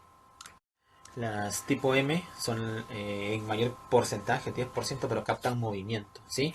O sea, responden a objetos grandes en movimiento, son bien rápidas, ellos responden con potenciales de acción transitorio, tienen alta sensibilidad, ¿no? Y tienen un gran campo receptivo. En cambio, las parvo, que son las más abundantes, ellas responden a forma, detalle y color, ¿ya? Son más pequeñas y más numerosas, son más lentas, tienen un campo receptivo más pequeño, ¿no? Como aquí. Y estas células ganglionares, miren cómo tengo ¿no?, en la capa de la retina, y desde ahí esa misma distribución de células ganglionares tipo parvo y magno se van a seguir a nivel de los cuerpos geniculados, ¿no? Ahí tengo, por ejemplo, el estrato magno celular en menor porcentaje y el parvo celular, y de la misma manera se transmite la corteza, ¿ya? Y la vía visual, entonces, en síntesis, ¿no? ¿Dónde empieza toda la vía visual? En los nervios ópticos, ¿no? De ahí va el quiasma óptico, que es donde se entrecruzan las fibras de las retinas nasales, ojo. Luego pasa y del quiasma, ¿no? Yo tengo las cintillas ópticas, ¿ya? O tracto óptico. Y luego desde aquí llegan a los cuerpos geniculados laterales y desde ahí se desprenden las radiaciones ópticas que llegan a la, ¿no? Como en este gráfico, miren. ¿Quién cruza el quiasma? Las fibras de la retina nasal, ¿no? Miren, la retina nasal cruza, la retina nasal cruza, ¿ya? Y estas llegan pues hacia los cuerpos geniculados laterales y de ahí por las radiaciones ópticas a la corteza visual primaria, que es área 17. Y ahí está el córtex visual, ¿no? Primario, ¿no? Y el secundario, ¿no? Área 17, área 18, ¿no? 18 a 19. Alteraciones campimétricas, miren. Aquí tengo ojo derecho, ojo izquierdo. Si yo tengo una sección del nervio óptico del ojo derecho, yo no voy a ver el campo visual del lado derecho, por eso se pinta de azul. Si yo tengo una lesión en el quiasma, miren el quiasma, ¿qué estoy cortando? Corto fibras de la retina nasal de un lado y de la retina nasal del otro. Algo muy interesante, miren. En este campo visual, la retina nasal ve el campo temporal y la retina temporal ve el campo nasal. Por ejemplo, entonces, si yo tengo una lesión aquí, mi retina nasal, ¿qué no va a ver? El lado temporal, por eso se pinta. Lo que no ve, se pinta. Y en el otro lado, tengo mi retina nasal del lado derecho, que no ve el temporal, ¿no? Por eso se pinta. A esto se conoce como hemianopsia bitemporal, ¿ya? O hemianopsia heterónima, ¿ya? Si la lesión es por detrás del quiasma óptico, yo voy a tener otro tipo de hemianopsia, que es hemianopsia homónima, ¿ya? Ahí está, miren, homónima, hemianopsia homónima, ¿ya? Y ya las lesiones que son posteriores, ¿no?, en las radiaciones, ya son cuadrantonopsias. Radiaciones y corteza son cuadrantonopsia. ¿De qué va a depender qué tipo de cuadrantonopsia? Es que cuando es en la corteza se respeta la mácula. Ya, la mácula se respeta. por eso que no se pinta. Y si yo tengo una lesión, ¿no? Por ejemplo aquí, una lesión en el superior, ¿no? ¿Se acuerdan que les dije que la imagen, ¿dónde se invierte la imagen? La imagen se invierte en la corteza. Entonces, si acá hay una lesión superior, es porque yo no veo la parte inferior. Pues, una lesión inferior es porque yo no veo la parte superior. Sentido. Entonces, en la audición, pues el sistema auditivo nos pone en contacto ya con el medio externo, ¿sí? Con el mundo que nos rodea. Es una experiencia subjetiva, ¿no? Entonces, hablemos del sonido o ruido. Las ondas de presión viajan por un medio elástico, ya sea el aire, el líquido, el sólido, ¿no? Se van a propagar en el aire y van a llegar así al oído. Entonces, el sonido yo tengo que va a ser originado por vibración de la materia. Entonces, la audición va a ser el conjunto de procesos que permiten captar e interpretar ese sonido. Voy a tener dos características importantes del sonido, ¿no? Que es la frecuencia, que es el número de ciclos por unidad de tiempo, y la intensidad, que vendría a ser la amplitud de la onda, ¿no? Entonces, la frecuencia se mide en hertz y la intensidad se mide en decibeles. Y ahí está, ¿no? Tengo ondas de baja frecuencia y ondas de alta frecuencia. Eso se ve en hertz. Tengo ondas de baja intensidad y de alta intensidad. Entonces, la intensidad va a depender de la frecuencia. La sensibilidad del oído humano es el receptor más sensible del organismo, ¿no? Un intervalo audible es entre 20 a 20.000 Hz, miren, es bien grande. Y aquí podemos ver, miren, cómo es tan grande, ¿no?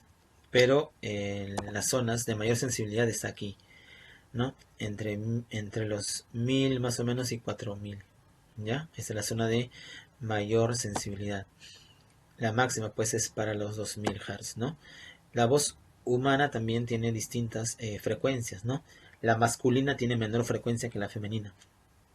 Por eso se dice que la voz femenina, al tener más alta frecuencia, genera, si es, digamos, de muy alta frecuencia, va a generar perturbación en la corteza, ¿no? El oído humano puede distinguir una múltiple cantidad de... Entonces, hablemos del oído, ¿no? El oído, tengo oído externo, ¿ya? Tengo oído medio y tengo oído interno. Vamos a hacer el oído externo. Miren, el oído externo, ¿para qué me sirve? Para poder canalizar las ondas de sonido en la membrana timpánica, ¿no? Hacia la membrana timpánica. Va a tener una forma de cono, ¿no? Y esa es la importancia de esta forma que tiene. El oído medio, ahí tengo el tímpano, ¿no? El tímpano, un grosor bien pequeño, 0,1 milímetros, es una membrana semielástica, no está tensa, no presenta resonancia, ¿ya? Porque está amortiguada por la cadena de huesecillos y va a permitir distinguir distintos tonos, ¿no? Y discriminar también algunos sonidos. Y su máximo desplazamiento se va a llevar a cabo con sonidos de 2000 Hz. Ahora, ahí está, miren, el tímpano, cómo lo voy a observar y cómo está fijo, ¿no? Con un huesecillo que en este caso vendría a ser el martillo. ¿Cómo lo puedo observar? Mediante este examen, ¿no? El otoscopio. ¿Ya? Una otoscopio. Esta cadena de huesecillos tengo el martillo, yunque y estribo, ¿no? El mango es el mango, pues, del martillo es el que va a estar unido prácticamente a lo que es la membrana timpánica, ¿ya? Y este se asocia con el yunque y con el estribo. El yunque articula, bueno, con el estribo, y la base del estribo es la que mueve a la ventana oval, ¿ya? Y estos huesecillos por ligamentos y también por músculos, ¿no? Van a haber músculos que los van a regular, ¿no? Ahí está. Esto va a estar pegado al tímpano y esto pegado a la ventana oval.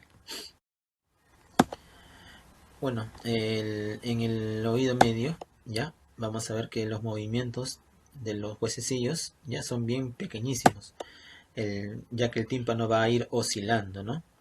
Ahora, estas oscilaciones van a conservar la frecuencia, ¿no? De las vibraciones, pero van a sufrir alteración cuando pasan por los huesecillos, ¿no? Entonces, ondas de gran amplitud y de débil fuerza se van a convertir en ondas pequeñas, ¿no? De pequeña amplitud, pero de gran fuerza. Entonces va a haber una ganancia, ¿no? Una ganancia palanca. Y también esto se debe, pues, a que las superficies, ¿no? Timpánica, si comparamos la superficie timpánica con la superficie del estribo, es bien grande la diferencia, ¿ya? Por eso va a haber una ganancia. Más o menos de 22. Y ahí vemos, ¿no? Miren, esta es la superficie del tímpano, ¿no? Y aquí encuentro la superficie de la ventana oval. Los músculos, tengo dos músculos en el oído, el tensor del tímpano, que es el que se inserta en el martillo y su contracción pone tenso el tímpano, o sea, protege cuando hay demasiado, ¿no? Ruido.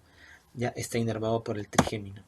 En cambio, el del estribo, este que está inervado por el séptimo, su contracción separa la base del estríbulo de la ventana oval. O sea, de las dos formas se protege al oído. Entonces, martillo, yunque y estribo transforman, ¿no?, ondas de gran amplitud y poca energía a ondas de poca amplitud pero de gran energía para poder moverla. Y ahí tengo, miren los músculos, ¿ves? Tengo el del martillo, que al contraerse separa o lo tensa, perdón, al tímpano, y tengo al músculo estapedio, ¿no?, el del estribo, porque jala, al contraerse jala el estribo y esta ventana oval no se estimula. El oído interno, ¿no? Miren, en el oído interno encuentro a la cóclea o caracol.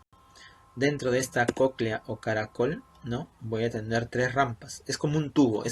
Imagínate un tubo que le doy vueltas, ¿no? 3 vueltas y media más o menos.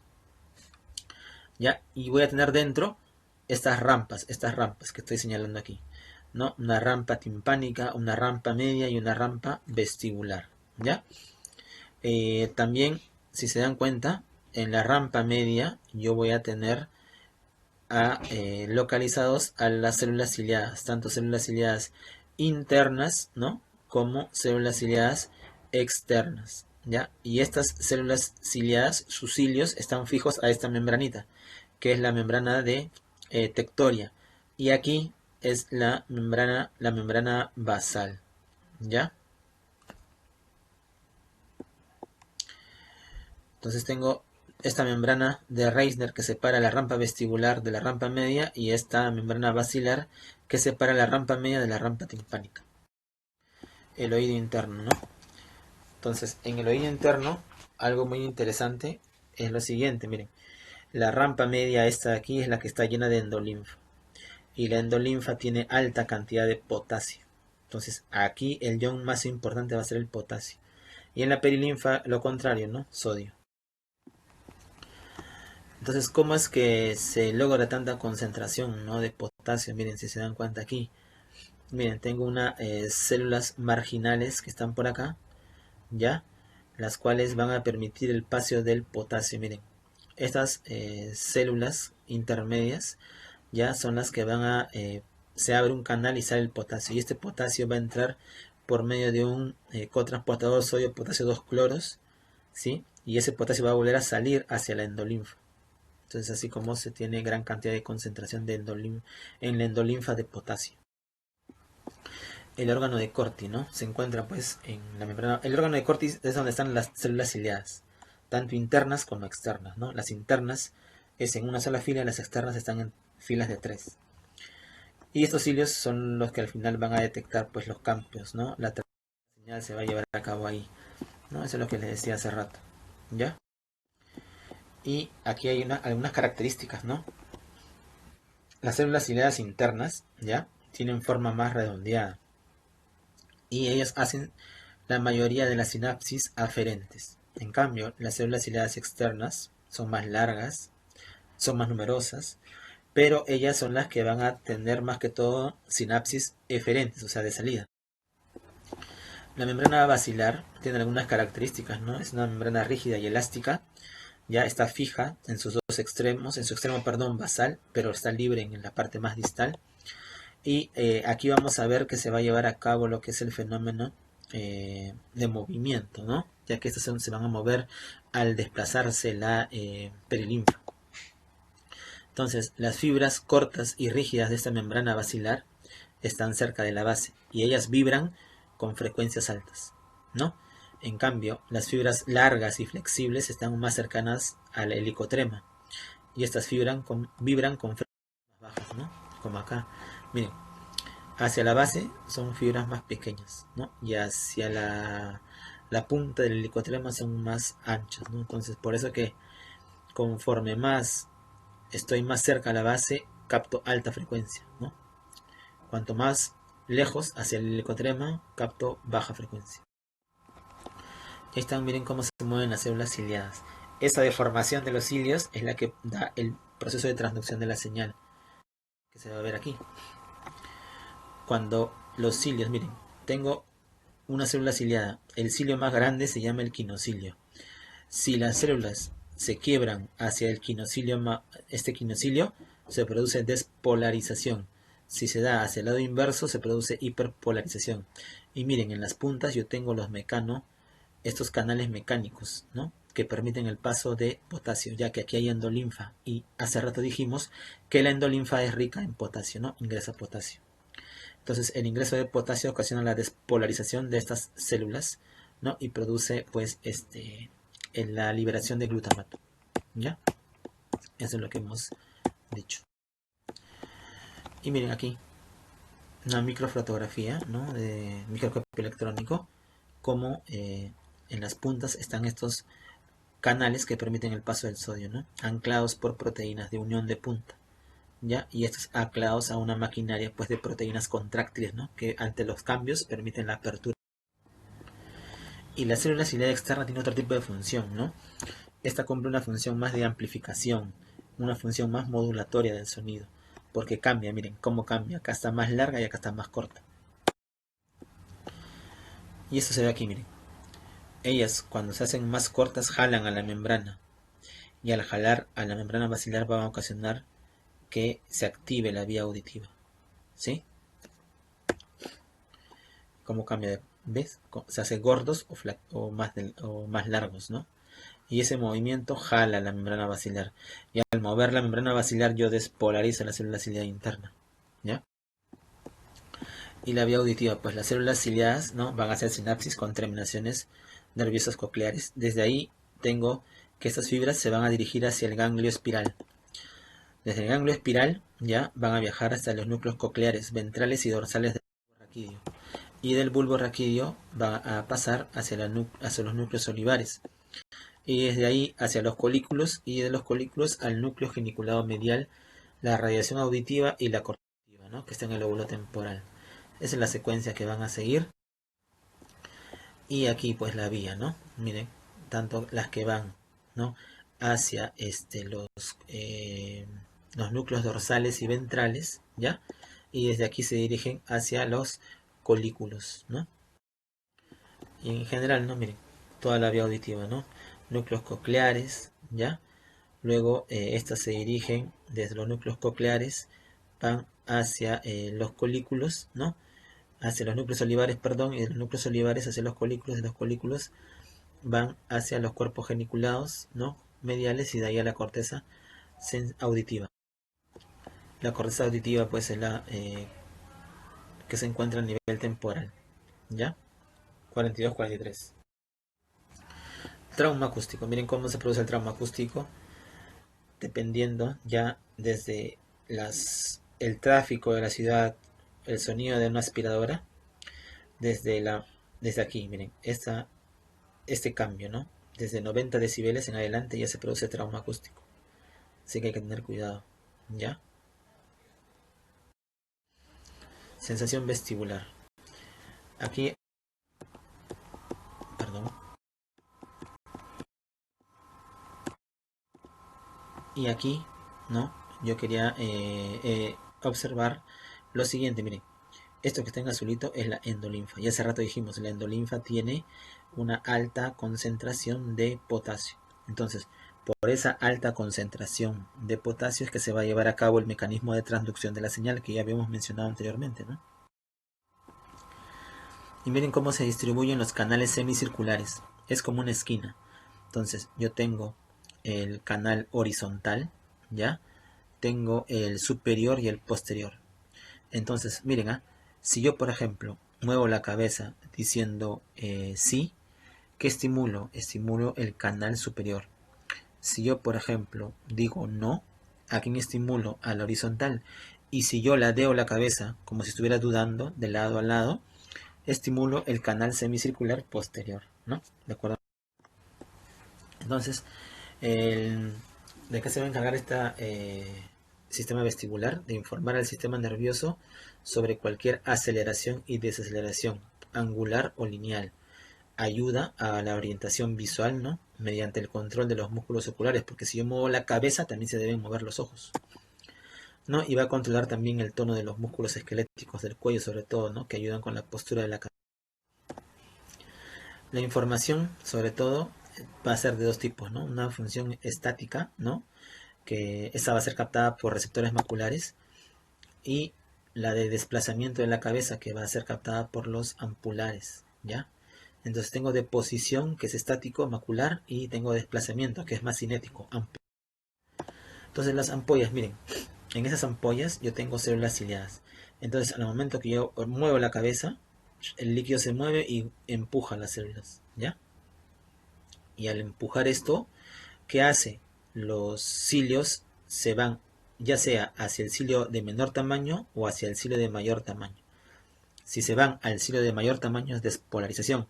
Si se van al cilio de menor tamaño es hiperpolarización, ¿no? Es el quinocilio, ya no se olvide. Si se inclinan todos hacia el quinocilio, se despolariza la célula ciliada.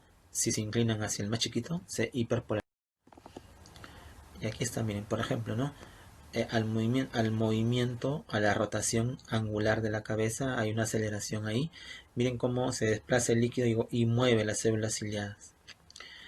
Esto es muy interesante analizarlo de la siguiente manera, ¿no? Más adelante lo vamos a ver en un gráfico. Este es el receptor macular. Miren, es distinto. Los receptores también son células ciliadas, pero miren, tienen los otolitos o esteatoconias. Estos, ¿no? Más que todo captan la posición de la cabeza, miren. Cuando estás en un estado neutral, están quietecidos. Pero miren qué pasa cuando yo elevo la cabeza, miren, miren. Por gravedad caen, como son pesados, no es de material cálcico, cae por gravedad y eso genera deformación de los cilios e información, ¿no? Hacia los músculos del cuello de cómo está la posición de la cabeza. Igual aquí, miren, si yo agacho la cabeza, pasa lo mismo, ¿no? Miren, se produce la caída de estas esteatoconias y producen que los cilios, ¿no? Miren cómo cambian, ¿no? De posición. Y eso es lo que generalmente se está viendo, ¿no? Tanto, ¿no? Cuando la cabeza está sostenida hacia atrás o hacia adelante, o como cuando hay un fenómeno de aceleración y desaceleración también, ¿no? Siempre y cuando no se mueva la cabeza. Entonces, miren, algo bien sencillo, miren. Cuando yo, como tenemos dos órganos vestibulares en cada lado, al momento de girar, por ejemplo, la cabeza, miren, sigue la orientación de la flecha, giro mi cabeza hacia ese lado, yo voy a despolarizar hacia donde giro mi cabeza. En cambio, los otros receptores del lado opuesto se van a hiperpolarizar. Y así es como yo tengo equilibrio. Cuando esto se rompe, ya el paciente entra pues en un estado de inestabilidad. Ya, no se olviden, ¿eh? Hacia donde va el movimiento se despolariza. Y las células del otro lado se van a hiperpolarizar. ¿Ya? Y ahí está lo mismo, el mismo concepto, ¿no? En uno hay excitación cuando se quiebran hacia el cilio más grande y hay hiperpolarización cuando se quiebran hacia el cilio más pequeño. Y esto, ¿no? Ya tiene más relación con lo que son los movimientos oculares, porque miren, cuando yo muevo la cabeza hacia un lado y estoy fijando la mirada, ¿ya? ¿Qué es lo que sucede? Si yo giro mi cabeza, ¿no? ¿Qué es lo que va a pasar? Esta información, ¿ya? Va a ser captada por el órgano vestibular. El órgano vestibular manda hacia los núcleos vestibulares y desde aquí hay contacto con los centros de los oculomotores. ¿Y qué es lo que van a hacer? Si yo muevo, por ejemplo, hacia el lado izquierdo, ¿ya? Yo voy a tener que los ojos se van a contraer y la mirada miren, estos músculos que están acá pintaditos se contraen. Porque esta información, miren, llegó a los núcleos vestibulares, fue a los núcleos de los músculos oculomotores, tanto del mismo lado, pero también decusan hacia el otro lado, para poder inervar a los mismos, ¿no? Ya que tiene que inervar al tercero de un lado y al sexto del otro, para poder generar ese movimiento ocular, ¿ya? Y esta pues información vestibular pues está en relación también a otro tipo de información que viene del cerebelo, que viene desde la corteza cerebral, del núcleo del tronco. Ya como ven aquí pues, ¿no? Hay una conexión infinita de la información vestibular, no tanto con cerebelo, tanto con núcleos, el núcleo rojo, por ejemplo, ¿no? Y como viene también información del cerebro, ¿no? Del córtex para poder regular el equilibrio. Entonces en sí, para poder mantener el equilibrio, necesito la integridad del sistema vestibular, de la visión, de la sensibilidad profunda y del cerebelo. Todos ellos van a interactuar para yo poder tener o mantener el equilibrio.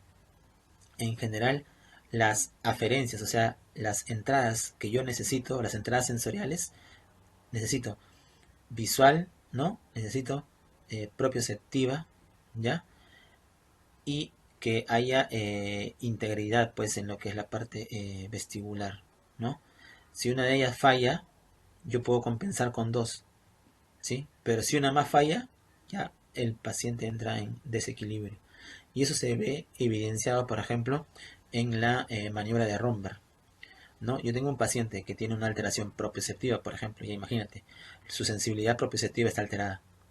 Yo le digo que se paren firmes, y elimino la visión, o sea, le digo que cierre los ojos, el paciente entra, pum.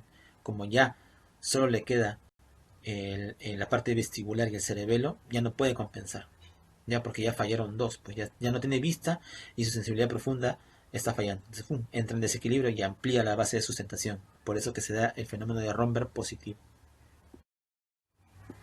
Muchas gracias por su atención.